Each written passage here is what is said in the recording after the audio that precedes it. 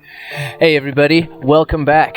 You're listening to The Ox and the Rat, the show where we put old tales to the test of modern times. I'm your host, The Ox, and this is my friend, the Rat. How you doing over there?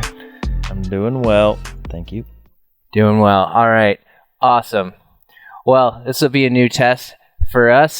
Trying a different time. So it's pretty early for me, and I hope I come across bright and bushy-tailed.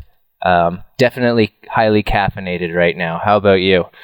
I am on the opposite spectrum, but yeah, I'm okay.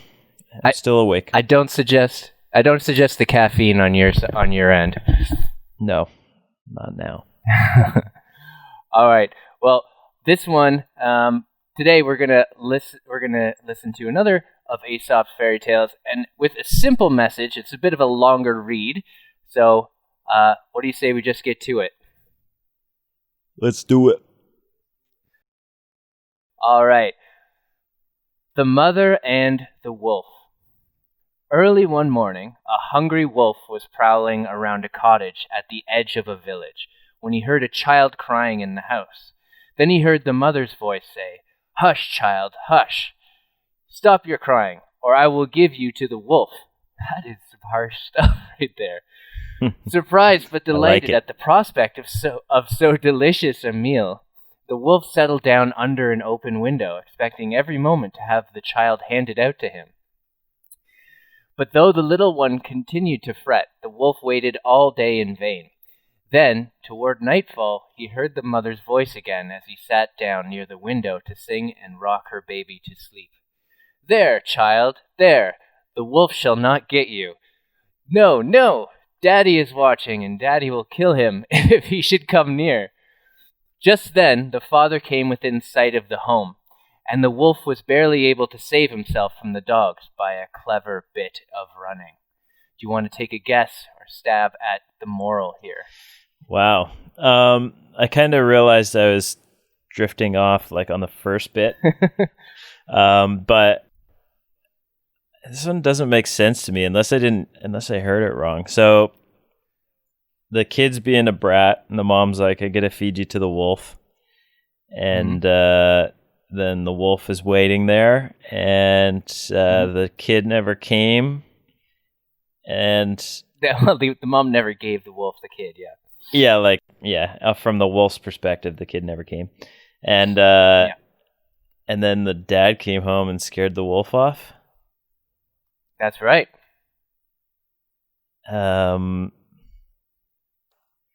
It seemed like, I don't really know if this is true, but it seemed like this was like just an empty threat from the mom.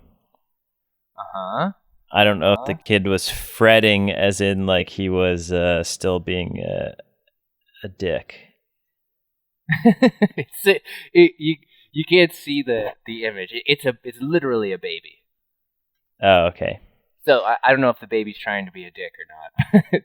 I thought it was like a kid that was just, No, it's like a baby. So the mom's like holding the baby and saying like, "Oh, I'll give you to the wolf if you don't be quiet." Okay, that's mean. I don't know. I don't know what this would be. Give it a try. I'm really interested in what you think it will be. It'll be funny in any case. Can you give me a hint? Is it for the baby? Like, is the moral for the baby? The moral is it's there in the way you describe the events. Like something didn't happen because was the mom being like mean? Okay. Don't threaten too harsh a punishment, or you gotta follow through on it, because it's like a "don't cry wolf" type of thing. Like if you're just like, "Hey, I'm gonna feed you to the wolf," and then they're like, actually I'm not. So then they continue to be bad. Close-ish. So it's do not believe everything you hear. Okay, yeah. Because the kid's going to call your bluff eventually, and they're just going to be a bad kid. Well, it's all about the wolf, right? Like, there's a wolf, there's a hungry wolf prowling around the edge of a village, and it hears a child crying, and the mother saying, I'll give you to the wolf. So the wolf hangs out there, and then he does so in vain because he's never given the child, and and therefore the mom has tricked the wolf, right? And daddy is watching, and daddy will kill him if he should come near. And then the father comes home, and then he almost kills the wolf, right? I So who see. tricked who? The mom tricked the wolf. Hmm. Yeah, I was taking it from the kid's perspective. Yeah. Well, I don't think the kid has object permanence yet, probably. So like Probably it not. doesn't. It just wants food or something. But it was a good guess, and you were on a track there. So it's about do not believe everything you hear. And wow, what a great one for today's world. I don't know if you want to get started on that, whether or not it matches what you understand or what you've experienced. But man, there's a lot of present day stuff that we could talk about. But I'll let you get started this time. Okay, I'll just clarify that statement because I've seen so many kids that parents will give an empty threat, and I've done this before. Oh yeah, Say as with my niece or something like that, like I'm going to do this, and then you just kind of back down from whatever you just threatened. Like I'm going to take that iPad away or whatever, and then you don't actually hmm do it. I've done that where I yeah. snatched it out of my niece's hand, and they're not too happy about it because I don't think Yeah. anybody's done it before. So if I just and then there's other times where like we threaten it but don't actually do anything. Well, I think the second one's the much worse idea, and we know this very Hmm. well. Like that's an empty threat, and an empty Yeah. threat just breeds contempt, right? Like yeah, sure you will, right? And Hmm. wow, teachers and parents are some of the worst at that. I'm just Yeah. speaking for mine. An empty threat just does the opposite. At the end of the day, you're like, yeah, sure you will, and then the time that you do, you're like, well, what the hell? Like every other time you've been lying about it. And I guess that brings up a whole other question: is an empty threat a lie? And are you lying to your kids, or are you? I think that's kind of true. Well, you don't want to. Nobody wants to be the bad person. So, like having to follow through with that action, like having to snatch that phone out of their hand, they're gonna hate you for it and be angry at you, and then you end up feeling like you kind of feel a little bit bad for doing it. But Well, I mean, I think that the whole point is to not put yourself in a position to feel bad about it. It should be something that's worth addressing, and it should be the consequence should match the offense, right? So it's like, well, no, I told you, and you knew this, and this is bad because it's not an arbitrary rule that I'm creating, right? I mean, that's another clear thing from myself as an educator. I know this super well, although I have been bad at following through on it. Sometimes you just say things to get people to shut up or be quiet, right? Because you're stressed in the see if moment. they And that's call your probably true bluff. for. Yeah, and they call your bluff, and you're like, "Damn it!" I'm like, but that's on me, right? That's not on somebody else. So if I feel bad, then I've probably made a mistake or reacted the wrong way. I know there's been experiences where there's been a harsh punishment. It was like, no, actually, that one was definitely justified. Goes both ways, right? Yeah, you may want to go about it a different way, like uh, yeah, giving a countdown or whatever, setting a timer so they hear the noise. I don't know, but Does the sometimes you punishment don't have the match the crime? patience. Yeah. Yeah, yeah, and wow, that could go in a long. That's a rabbit hole there that I could go on forever about, like why it's not. I can't believe that this idea that we expect kids in school to like sit down for an hour, and like we're surprised when they can't do it, or the Or fact if that I they still have stop a free working, hour. Yeah, yeah. It's like, no, you're supposed to work for an hour straight. Like that's how it works here. And then you're gonna go to your next class, and the next teacher will expect the same from you. Like, it's insane. It's a very artificial environment, school. But we're getting a little bit off the beaten path there. Like, do not believe everything you hear. You know, for me, like, social media, I've gone off on it before. Like, you people, like, there was an article that just came out today, and obviously I don't have these things in front of me. Maybe I should be better prepared in the future. But it was an article talking about, or it was a YouTube video, because all I watch are like documentaries and like SciShow and all this stuff on YouTube, and it was exploring the negative impacts of. That's a Netflix documentary. That's what it is. It's called The Social Network, or some social networking, and it's addressing the negative impacts of social networking, and they're massive. You know, you've seen it, I'm sure, wherever you are, and certainly me as a former teacher. Like, it's like, get off your phone. And the way that people react when they don't have it next to them cannot be described any other way than an addiction, right? Mm-hmm. You're not missing anything, but people think they're missing anything. They're missing stuff, right? Like FOMO, fear of missing out, right? What are you afraid of missing out on? The artificial worlds that people create around themselves on Instagram or on Facebook. Nobody's posting the tragedies in their life. And even if they are, those peaks and valleys don't describe the mundane realities of everyday life, you know? Like, I don't wake up and have like an amazing day every day. They're mostly just like getting through the day, you know. And it just affects everything that people do, because all they see is the finished product, right? Like, whether it's workout, whether it's somebody at the end of their diet, you miss all of the plot points in between, the ups and the downs, right? And just the average of all of that, which is where progress happens. You don't wake up one day and lose 5 pounds, right? You don't wake up one day and you can suddenly lift 20% more than you could without steroids, of course, you know. So, yeah. Yeah, it's curated. Ooh, fun word. Really like that word. I'm a big fan of content curation, especially working in adult education now. I mean, everything is curated, and that's really positive. But like you say, when an algorithm is dominating your life and it's telling you what is out there, like what reality is, that's a problem.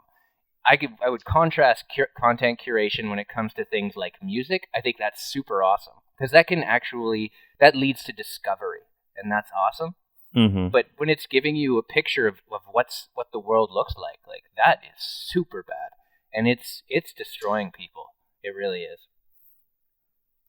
That is if that's all you click on. Because if you started clicking on, if you're getting into design, you start clicking on design stuff, then new design things pop up. So it's whatever your interests are. So if your interests are other people's fancy lives, you're going to get tons of yachts or, you know, jewelry and stuff like that, people showing off.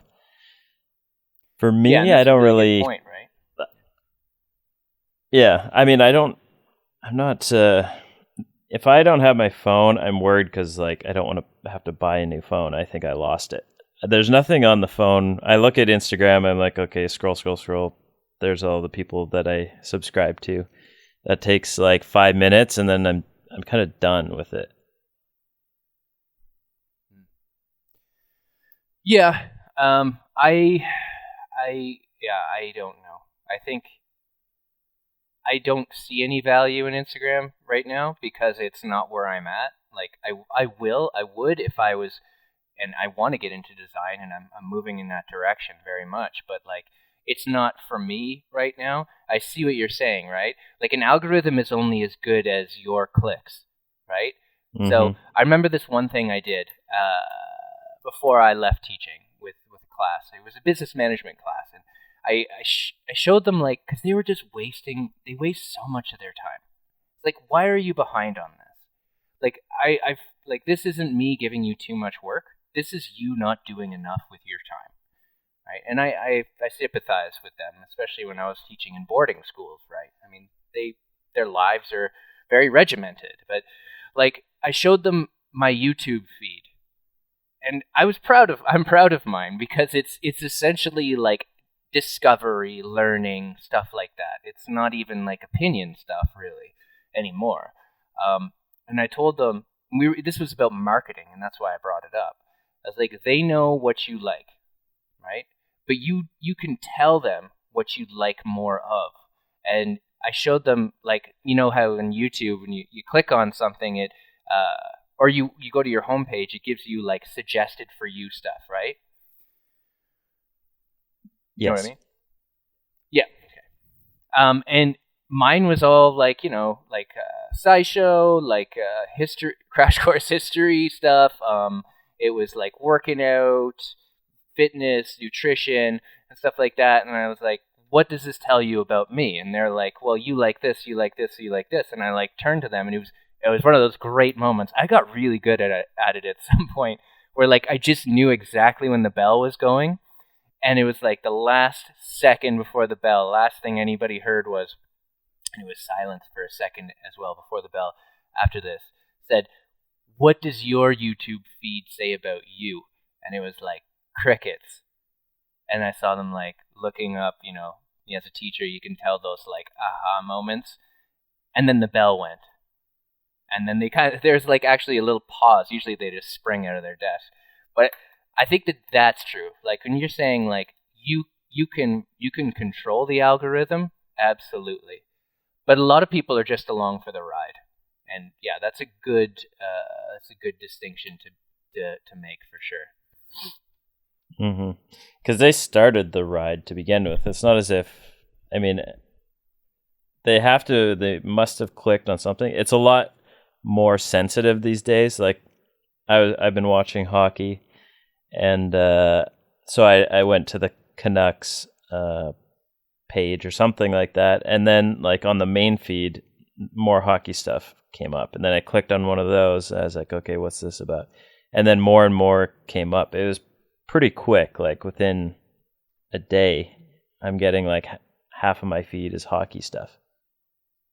Yeah, it's wild how responsive it is. I mean, same thing. I was trying to think about, what's changed on mine. Something happened recently that I'm getting into. Oh, Star Wars. I'm back to being a super nerd about Star Wars, and I'm also Lord of the Rings kind of guy. I just love like the backstories and stuff.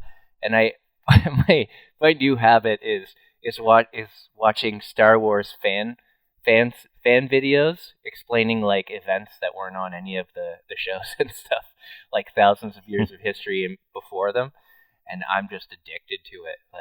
And now everything's Star Wars.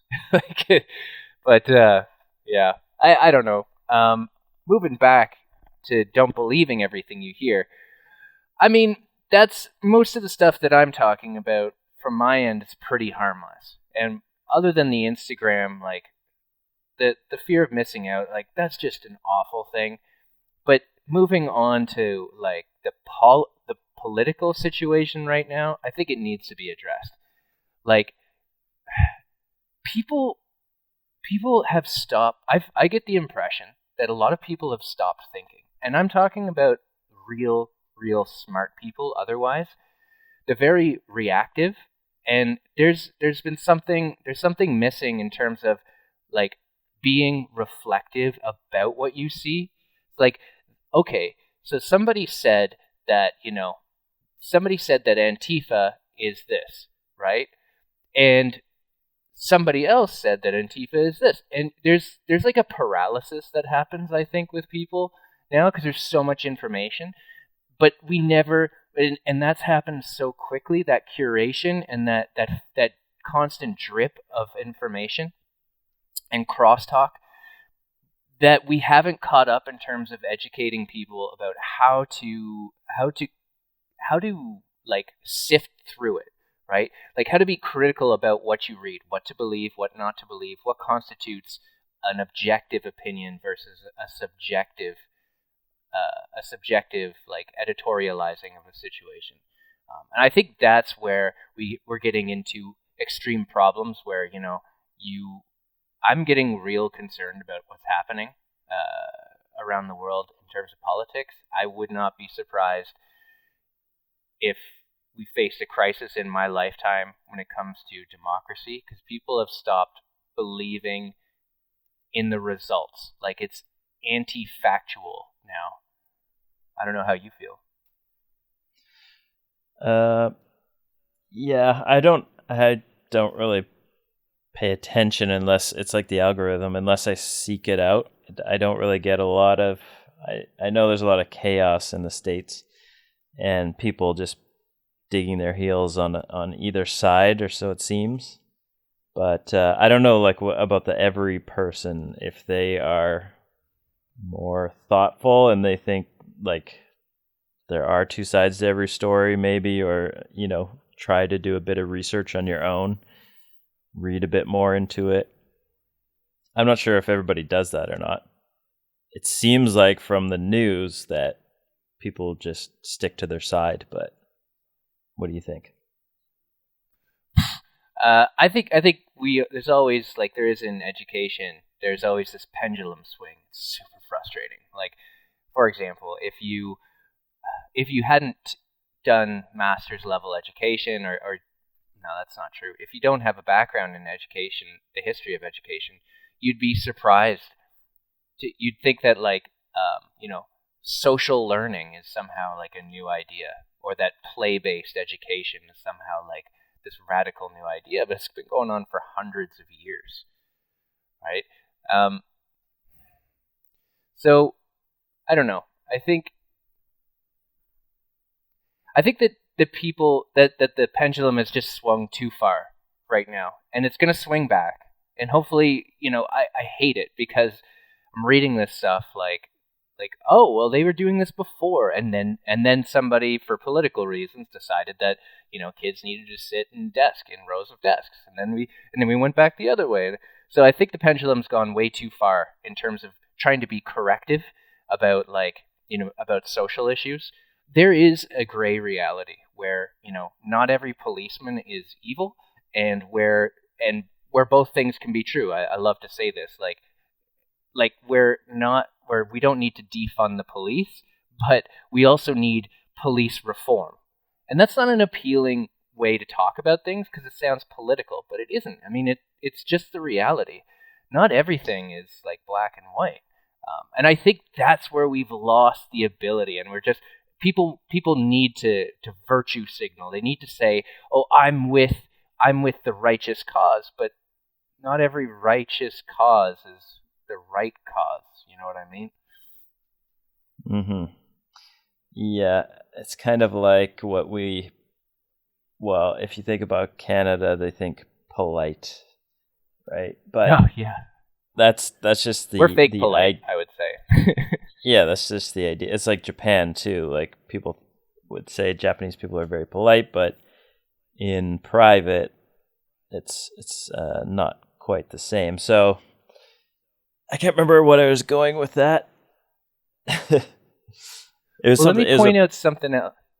Okay, go ahead. Sorry, it was a point that you were making. Oh, don't believe everything you hear, and then you started. I lost it. It was very obvious, but I don't know where I was going with it. Well, let me point something else out. Don't believe everything you hear or see, right? On Instagram, for example, how many, and I just know this stuff because it jumps out on my phone on the Google News thing. Sometimes it sends me random stuff to see if I'm interested in it.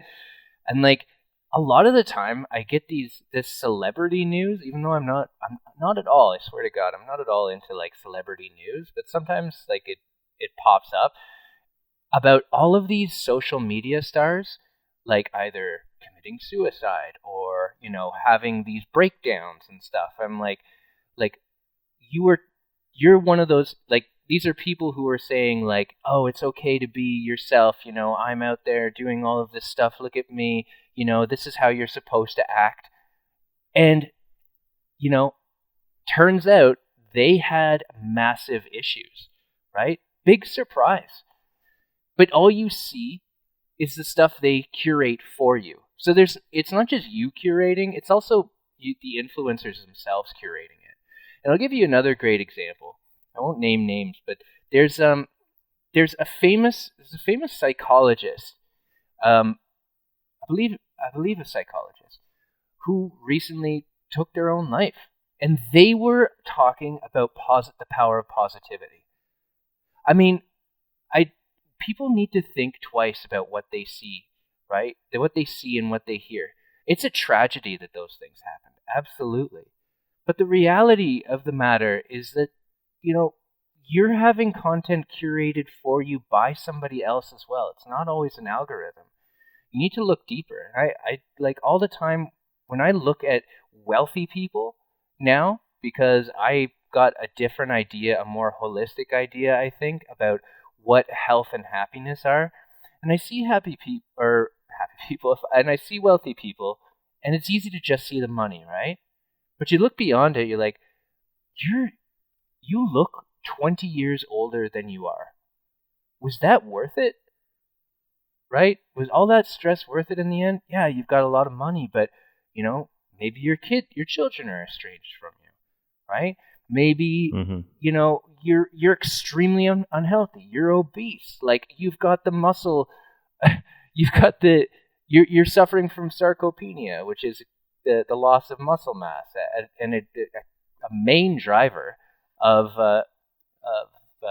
mortality and a predictor of longevity, right? When people are older and they lose muscle mass, so you got to keep lean muscle mass. I'm going on a tangent now, but you get the idea. Like, we need to think a little bit harder about what it is we think success looks like. That's been a big thing for me. I find it really difficult because money, I could really use some more. I'm desperate to find ways to get more. I need more. There's no question. But I don't look at people the same way because I understand a little bit more about the holistic side of what it means to be healthy and happy. I don't know. Yeah. And a lot of those people potentially have mortgages, or they're leasing vehicles or things like that. So whatever they look like they have, they might be just like scraping by on actual cash because everything is going to appearances. Yeah. Don't believe living a leveraged life. Yeah. Highly leveraged. Mm-hmm. Yeah. It's just about having a holistic perspective on things.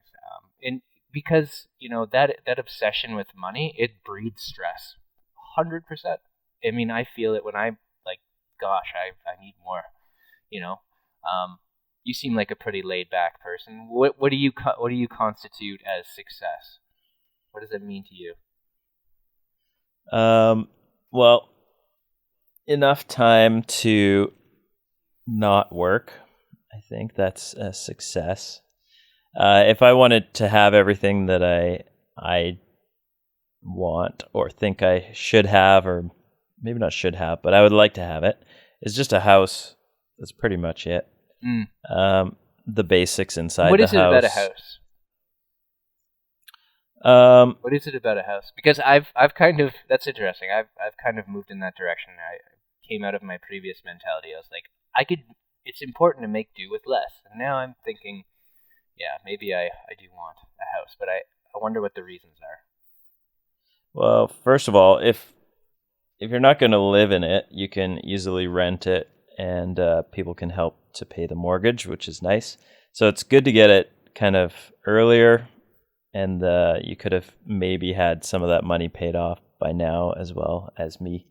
But just having a house is just that, at least it kind of gets you into the market, and it's an investment. So say 20 years from now, maybe that's when you would live in it, and or maybe you'll just sell it, and at least it raised in value along with the inflation. So what does that have to do with success, though? I guess is my question. Like, why?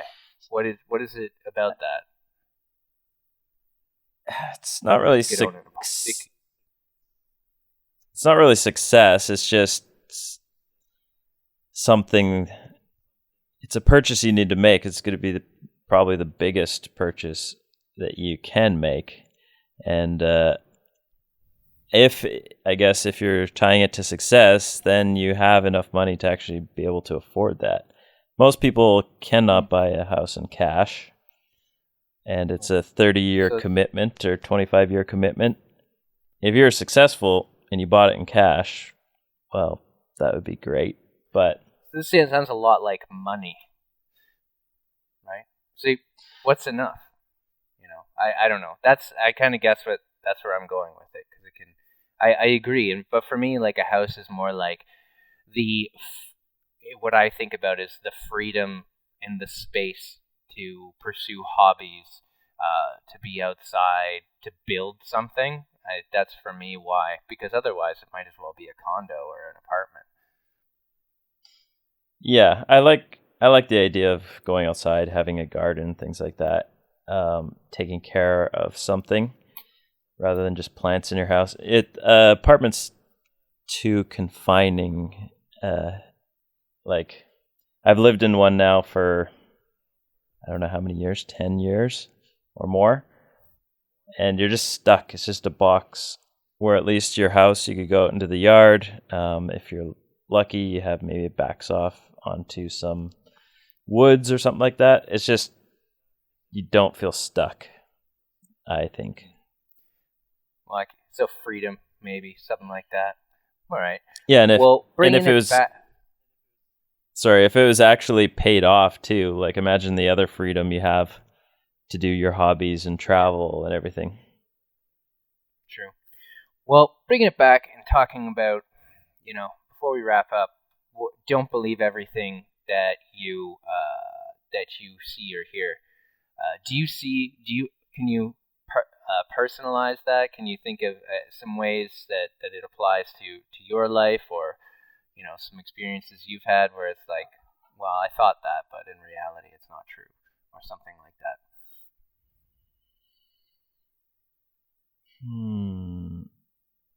I mean, they're all kind of superficial ones as you get older. Just the money is a big one, the lifestyle's a big one. For me, I don't really buy into it necessarily anyways. Although it does look nice to have a nice car, things like that, but I don't even have a driver's license, so what do I care? Right. So you don't believe in that? You don't believe in what you see? Like you don't covet? You're not I don't really like covet. one of those people? In a dream sense, like you're like, oh, that would be cool to have that nice house and stuff, but I'm realistic in that it's very hard to save money, and making money is a very slow process. That's what I've learned over my years. Not for some, which makes it seem unfair. But yeah. So I think like wrapping it up for me, don't believe everything you hear or see. It's 100% true. There are probably some distinctions to be made, though, right? And we talked about like, be like curation can be really really useful if you are in control to some degree, right? And if you let it control you, then you're letting somebody else control your perception of reality. So I think that's really important. But for me, I'm basically 100% thumbs up on this one. Agreed. Don't believe everything you hear. I agree as well. And if you take it to the like coveting others people's stuff, well, don't take it to the level where it destroys your whole life. You got to be well-rounded too. You got to work out. You got to have good personal relationships with people and not do whatever you can to make money. So basically you need a balance for that one. Mm-hmm. Yeah. Well, totally thumbs up. Agreed. Yeah, thumbs up. Wow, we got a winner. So I guess that does it for us today, folks. So don't be a greedy wolf, I suppose. Don't be a greedy wolf, and don't be a crying baby either. is one I think we can all agree on, regardless of your age. Also, don't feed your babies to wolves. Yes, 100%. I got to give that one thumbs up as well. All right then. Till next time, Rat. Until next time, see you later. Give us a like if you want. Toodaloo. All right. Bye-bye.